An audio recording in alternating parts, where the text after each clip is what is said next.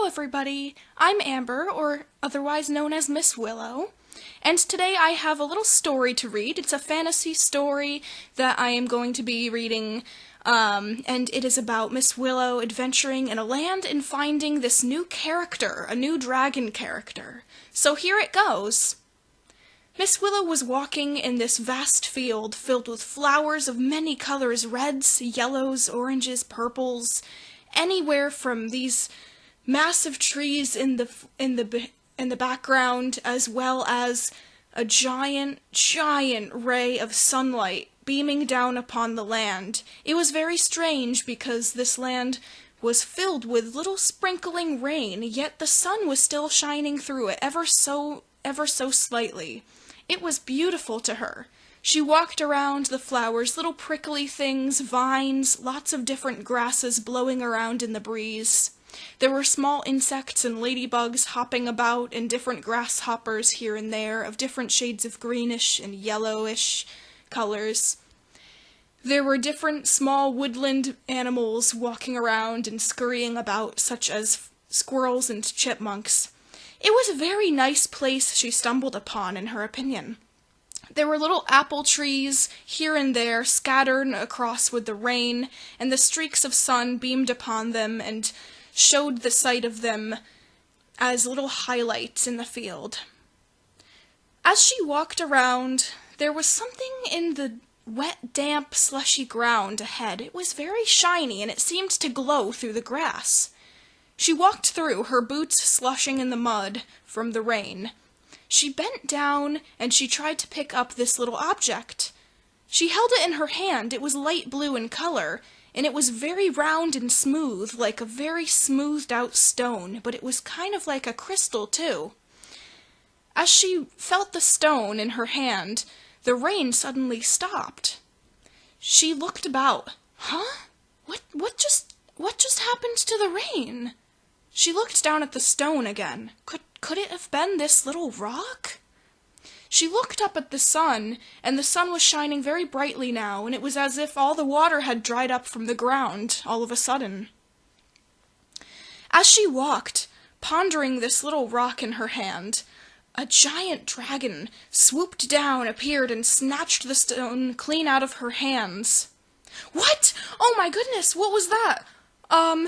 She looked around, and there flying by was a deep blue dragon with a lighter blue mane and lots of little star patterns all over it. He looked like a galaxy. She began to run and chase the dragon through the field. As she kept running, the dragon was looking back at her very curiously and tried to lose sight of her. She followed the dragon to another flower field, another hill with large boulders around it. The boulders were mossy and different colors and blotches of yellow and green. It was a beautiful place again. But there was a little hill with rocks around it, and the dragon started to hide amongst the clearing. As she approached, she tried to hide behind one of these large boulders and was very curious about the dragon. It didn't seem that mean-looking, so she peeked around the corner and she looked. The dragon emerged again and saw that the dragon had piles and piles of these smooth stones that looked very shiny and were multicolored. She approached. Dragon? I'm so sorry. Are you collecting these? I found one that was light blue in the field over there. The dragon quickly hid the stone behind its back and put on a wizard's cap and dressed up wildly as if it were going to perform some kind of special play about magic. The dragon handed her a wand and then politely showed her to the pile of rocks. The dragon introduced himself. Miss, I am very sorry that you had found one of these. I must have dropped it on my way. You might not want to mess with these certain types of rocks. These are mine. I'm Weatherine. I control the weather here, and I am in charge of many different cycles such as the sun, moon, the star patterns, and, those kind of things. Well, you really shouldn't, you shouldn't be hearing about this. I mean, if word gets out in the villages that there's a dragon amongst these areas controlling the weather, many people are going to want these stones, these magical rocks. They kind of help me control the weather. I can make it rain. I can make it become sunny in an instant. All you have to do is hold one of these stones and imagine the different weather that you want. Weatherine walked up to Willow and started to hand her a dark bluish-gray rock. It looked just like the other one. Willow picked it up, and immediately the weather began to storm. The sun faded, and the sky became a very dark shade of gray. Willow was impressed. The dragon continued to introduce himself, and Weatherine held the yellow rock in his hand that Willow had seen. She was looking at it in the corner of her eye. It sparkled very greatly. As he held the stone, the sun didn't come out. It was supposed to. The yellow stone made the sun appear, and the storm kept raging. Weatherine became very concerned. "Oh, Miss Willow, is that your name? I think I've heard of you from far-off kingdoms. I know you've had very many encounters with dragons, so I guess I trust you." Willow nodded her head. No, don't worry, Weatherine.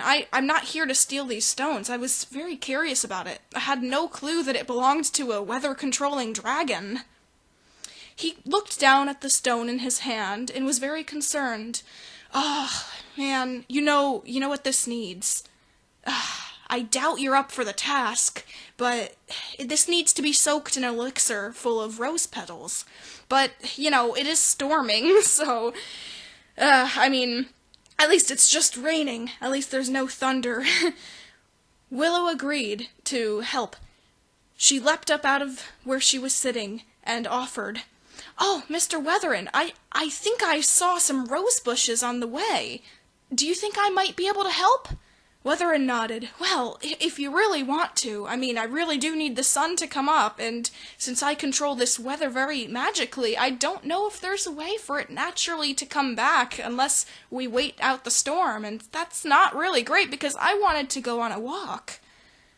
Willow felt as if the dragon felt like she was becoming a burden by finding that stone, and never really meant any harm anyways, but she knew what had to be done. She retreated to the fields and tried to find those rose flowers that she had found very earlier. She finally came upon them, and she picked a couple. She ran back to Weatherine and offered them to him. Weatherine was already in his little hill and invited Willow inside. As she entered with the flowers in her hand, she realized he had a very beautiful earthly home, a round table made of cut wood that was very smooth. The walls of his cave were like fossilized trees. It looked beautiful. She sat down at the table and started mashing the rose petals as he gave her a mortar and pestle. She added them to a jar of water as Weatherine was making a golden tea, and then when he was done making that, he sat with her. They added the stones to the jar, and they enjoyed the tea. It was very delicious. They gave farewells, and Willow sketched the location of the field and wrote down some notes in her journal. She wrote a couple bits of information and wrote down his name, and she left the home, and as she left, she noticed that the sun was shining again and beautiful. There was no sign of rain, and the ground was dry once again. I finally was able to help someone else, another dragon in need. I feel so bad that I had come across that stone. I didn't know what harm it would do to the weather, but now I know that it's in good hands. The end. Maybe she will come across Weatherine the dragon once more. Hope you guys have a wonderful day. Thank you for listening, and I'll see you next time. Bye!